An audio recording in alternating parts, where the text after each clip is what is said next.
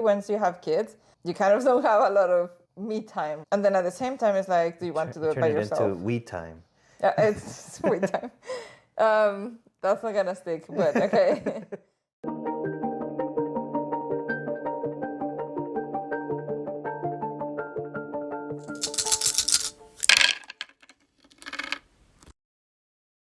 Hi, welcome to the Hobby Hangout with Hasu and Dave. Today's episode, we'll be talking about terrain building as a family. Yeah. It's interesting that, like most of the time we're playing board games, and sometimes it takes a lot of convincing for our son to actually want to play a board game, right? Yeah. And when you were like, hey, would you like to build some hills? They were like, yes, right? And they actually enjoyed it a lot. Yeah, terrain is something that they do enjoy a lot, and something I enjoy a lot of. As an example, I printed out a ton of paper-based buildings for Marvel Crisis Protocol. Mm-hmm. But even just building that and putting that together, the kids love just playing with it. Mm-hmm. Almost like a toy, right? They'll make a city and then they'll play with the figures, no rules, but they'll enjoy just the aspect of something that looks somewhat real, but miniaturized. Mm-hmm. Which I think ties to like Lego even, right? It's the ability to build something small that still looks somewhat real. And I think that's where, at least for me, a lot of that interest came from, even before I got into the figures themselves. Just the idea of having these awesome looking tables where they look real and you can play on them. Didn't you mention in another episode that you went into that Call of Duty kind of terrain? And it's always been in my mind. I don't know why. Just as I play games, especially video games, I'd be like, oh, wouldn't it be cool to build this as a table, like something tangible? Yeah. There was not to go on a tangent here, but... not to go on a tangent here, but let's go on a tangent. Go there, yeah. There was a Lord of the Rings, I can't remember what it was, but it's similar to Call of Duty, but it was Lord of the Rings. Like you'd have a little map and you'd have to fight each other. Okay. And I remember a couple of the levels that I'd play on, I was like, oh, I should build this. It's like, I should build a table version of this and play with miniatures. But yeah, so the kids have always been interested. I know they always take a look at my terrain that I have, the castles, the buildings, the old 40K ruins that I have. And they always enjoy playing with them. So as you said, when we said, okay, let's build something together, they were definitely excited. Mm-hmm. And it's funny because, so you can see here the Ruins of Perdition miniatures, right? Or the terrain here. Not that the kids didn't enjoy painting these, but there's definitely a difference in the level of enjoyment from painting versus creating. Mm-hmm. And I felt like they were definitely up for spending more time in one, like blocks of time, mm-hmm. creating versus painting, right? Mm-hmm. Painting, they still enjoyed painting, but we have to do it in like smaller time periods. They weren't up for painting for long sessions. Mm-hmm. And I think that part of that is that when we were creating the hills, we were personalizing them, right? Like we got to imagine them from the very beginning and like carry it, because everyone was doing their own hill, right? Like mm-hmm. you were owning your whole process from end to end. Whereas if you have terrain that is already, even though like the Ruins of Perdition that you can change the different layouts because it's modular and it has magnets, that's a pretty cool feature. But at the same time, the pieces are already printed for you, right? Yeah. And so for the kids, that kind of like, it didn't promote the creativity to create something from start.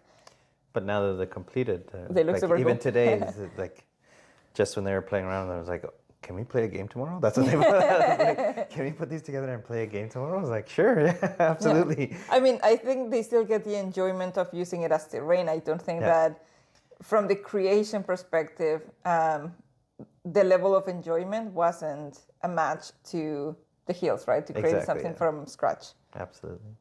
Now, actually, I have a question. If you had asked me to create a hill, I wouldn't have known how to create it, right? But now, do you think that all the creativity that you have about like creating terrain, is it because you also know some construction stuff, or No. no, or like how did you figure out what materials to use? Years of experience. Well, 'Cause but how did you start though? um, I guess initially I started through YouTube, and it was actually a Canadian guy that I used to watch in BC. I think his name was like the Kamloopian or something like that.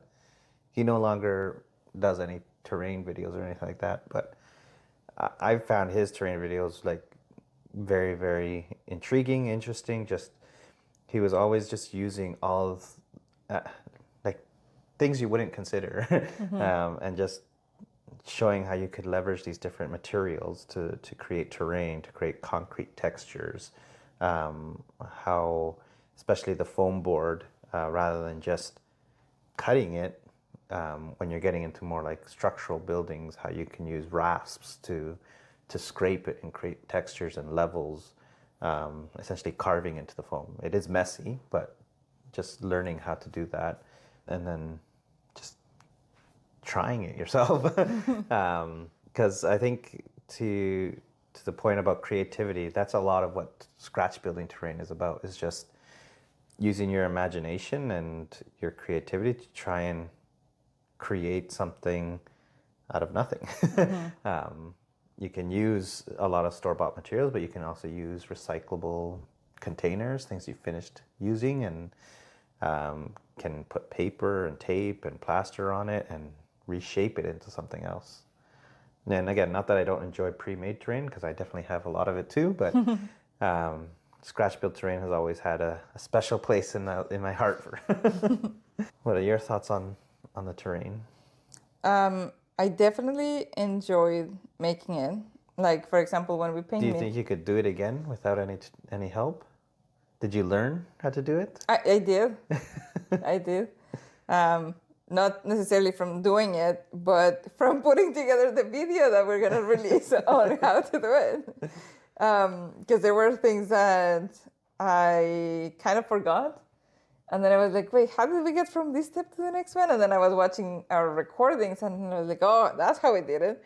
I don't think that I will necessarily be able to start something new from scratch. I don't think that I'm resourceful enough to figure out what I can get from like Home Depot or recyclable stuff.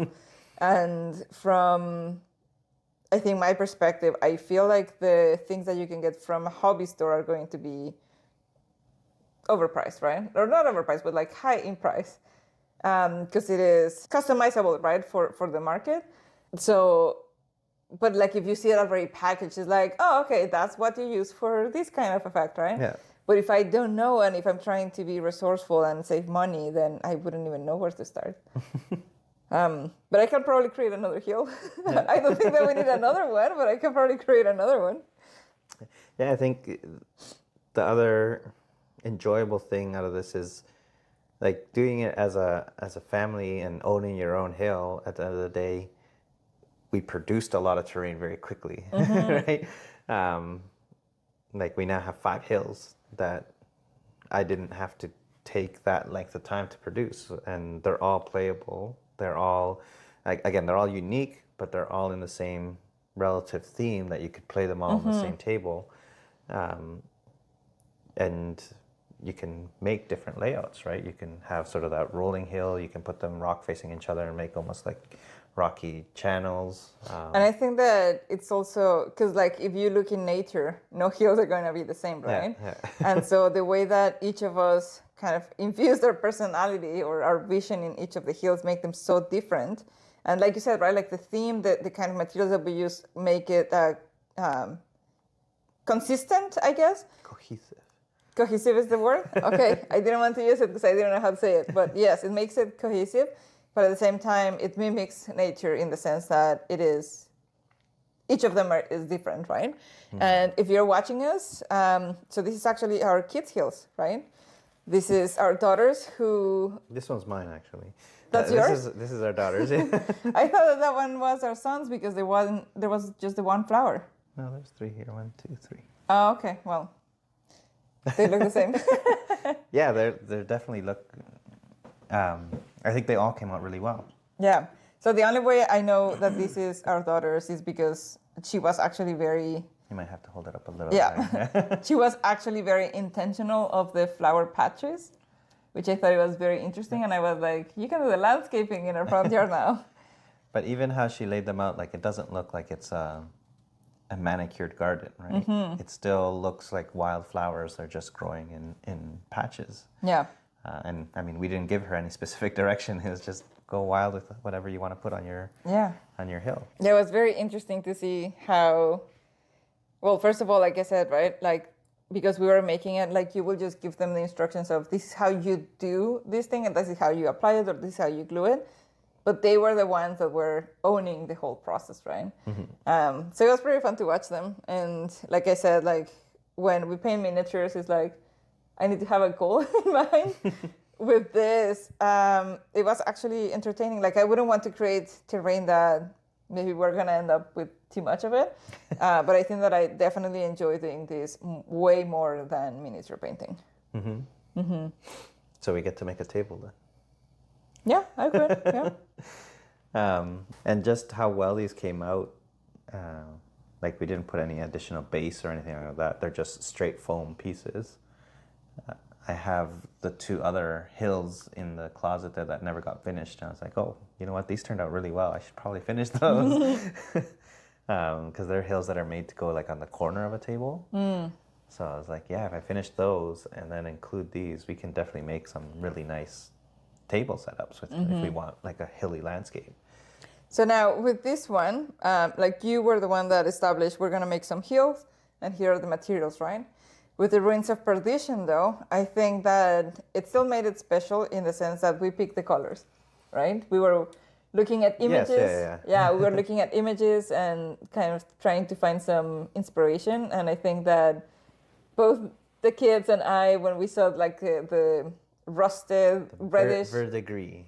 The verdigris, but then also like the red tint the rusting, of the we were like, ooh, that looks cool, and we kept looking at different ones, right? Because I initially remember I said something white, but then when we saw the one of the picture that we were looking at, kind of like this, we were like, ooh, that looks so cool. Mm-hmm.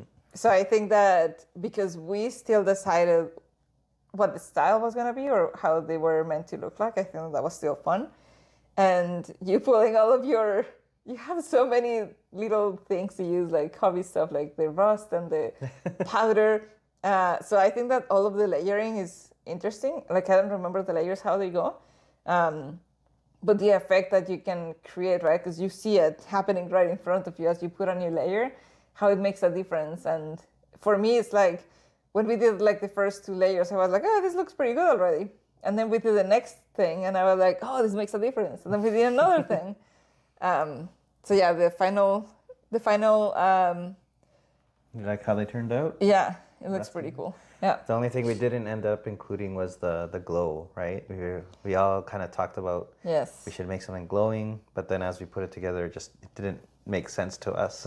Yeah, we were trying to put it on the vents, but it's like if some of the vents are broken, then why will they glow? Yeah. I think that we were more excited about the glow paint rather than thinking whether it made sense to apply it to this particular terrain piece. Mm-hmm. But maybe in the future we'll figure out where we can apply it. Yeah. So then now we have to create a new terrain. We need a new terrain project that can actually glow. Yeah, that's our whole purpose. That's going to be the thing that we prioritize. Something that is glow friendly. Yeah, I really like how these turned out. And the kids were painting these themselves. Yeah. And as you said, we just had to give them sort of the initial direction and then let them go at it. You didn't even hold their hands or anything. They just figure it out. Exactly. They just had to do it in, like I said, they had to do it in smaller sessions. They'd do one, take a break, or the next day, then they would do another piece, take a break, show them the next step the next day. Whereas the hills, like they just wanted to go. Yeah. And it was the fact that we had to stop and let things dry. Right? Like, can we do the next step? No, you got to let it dry first. Like when we did the flocking, right? And I had to coat everything with that layer of like watered down glue before we could get onto the static grass. So that was like a whole day where everyone had to wait, and the kids definitely wanted to move on to the static grass. Takeaway is, what is your takeaway? From a scratch building terrain perspective, yes, there's obviously very complex terrain that you can build, and castles and towers and buildings and things like that, which may be challenging for kids when you have to use an X-Acto knife to cut straight lines and things like that. But there are terrain projects that will get excitement out of them, and is not overly difficult, right? When you're building an overall gaming table, it's not so much about the buildings that are on it, it's about the landscape. So, building paths, building a river, building hills, rocky patches, stonework, like those are all things that you can do as a family. They're not hugely complex, and everyone can sort of add their own little flavor or character to those areas of the table. So it's definitely something that we could take on as a family, for sure. So why did you want them to get to try the terrain building? Like I said, the kids have always shown interest in my terrain and the pieces that I have. And whenever I've mentioned, the gaming table that I want to build, they've always asked if they can help. And I figured this sort of be the first step, right? Before we tackle an actual table. A hill is fairly simple. But even that, we didn't, I was thinking that the first hill we were going to do is just a hill, right? So no rocks, maybe very minimal in terms of static grass or anything like that. But I think the hill that we ended up tackling is a slightly more complex or more advanced hill where you have that rocky face, and it wasn't too difficult for the kids. Yeah, I mean, the only thing that you needed to handle was the glue and the X-Acto knife, right? Yeah, when I was cutting the layers, yes, I did the cutting. But again, they told me You did my cutting too. Yeah, everyone told me what shape they wanted, and then I cut it for them, and then I gave them their shapes, and we all glued them together, right? And they definitely enjoyed the getting messy part, I think. Although they wanted to wear gloves, but they definitely enjoyed the modeling compound and rubbing it around everywhere and smoothing it out. Although you missed the smoothing out portion of it. Okay, I was going for a different kind of hill, okay? It still looks good though, yeah. It's looks wavy. really well. But I mean, you see that in nature, right? The grass isn't flat. Everything's bumpy. See, what you don't know is that it was intentional, maybe. Yeah. I was ahead of you. I was already planning it. Ahead of the curve. And when we were doing it, I took the opportunity to also tackle that other hill that I had, the skull with the path on it. That has been sitting there for years and years. Probably over 10 years. It was actually part of another gaming table, and I chopped it off the tiles completely. And then, realized it can just be a standalone table or a standalone hill that I could put on the table, right? So that was fun too. And I think the kids enjoyed seeing the big skull on the table. Yeah. I think it was a good learning experience. It exposed them to different materials and different... I introduced them to the pigments on here first before we got to these ones. So I gave them the earth pigments, the earth tone pigments, and brushing those pigments into their rocks to give them that more dirt-like look. They really like that. They're like, "Whoa, this looks real." I think that they enjoyed applying that kind of pigment more to the rocks, because I think in a way is that, the rock seems so real, right? Whereas we haven't really been exposed to ruins. I think that if we had seen something like this in real life, it would have been like, oh, look at that, right? It looks like what we just remember seeing. So I think, so takeaway for... For me, I want to continue doing terrain with them. To your point, I understand that we obviously don't have tons of space to store terrain. But I would like to build some terrain projects with them. A couple of ones that I'm thinking of is, so I have tiles that I've created with the base foundation of the foam. And now it's just a matter of sculpting and figuring out what I want on it. So I'd like to do that table with them. The other one is the Marvel Crisis Protocol. because they use a smaller sort of 3x3 table. I want to see whether or not we could actually replace all the paper terrain. I wouldn't obviously build, because I have probably 10 or 12 different buildings in there. I think I'd want to sort of plan it out where maybe we build 3 buildings, and then sort of have a layout that we can change, and maybe it's got a park, different things that you would see in a city. But I think that's another terrain project I'd like to do. And then I know we've been talking about trying some skirmish games and things like that. And some of the skirmish games actually play on like a 2x2 table.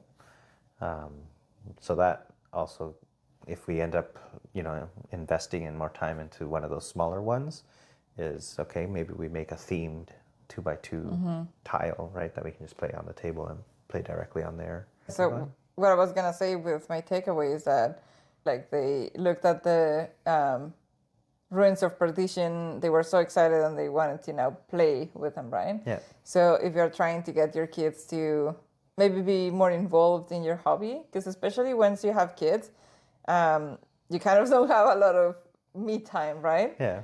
And then at the same time, it's like, do you want to do it by yourself? Turn it into we time. Yeah, it's we time.